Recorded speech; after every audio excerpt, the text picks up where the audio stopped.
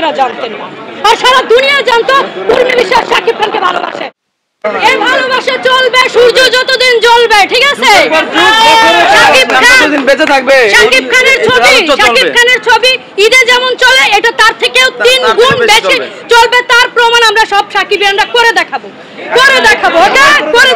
শাকিব খানের রাজত্ব 70 বছর বয়সে চলবে 100%। আপু অনেকে বলে যে শাকিব খানের ছবি এটা হিন্দি গান দিছে এবং নকল বলে, সেটা দেখার জন্যই তো ভাই সব হুমড়ি খায় পড়বে,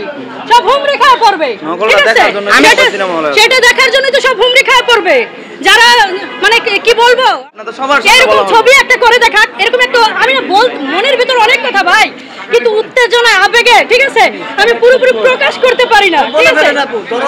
শাকিব খান একজনই এই পৃথিবীতে, আমি এর আগেও বলছি শাকিব খান একজনই এই পৃথিবীতে। শাকিব খানের মতো আরেকজন দ্বিতীয় কেউ আসবে না। যদি আসে এই উর্মি বিশ্বাসকে তখন খুঁজে বের করে বললেন, বা সাকিবিয়ানদের খুঁজে বের করে বললেন যে আরেকজন সাকিব খান তৈরি হয়েছে বা আরেকজন সাকিব খান আসছে, এটা কখনো আসবে না, চ্যালেঞ্জ করে বলতে পারবো। উর্মি বিশ্বাস একজনই, তা আপনি কি আবার আসবেন? না, উর্মি বিশ্বাস বহু আছে, অপু বিশ্বাস বহু আছে, আরো মানুষ বহু আছে, ঠিক আছে?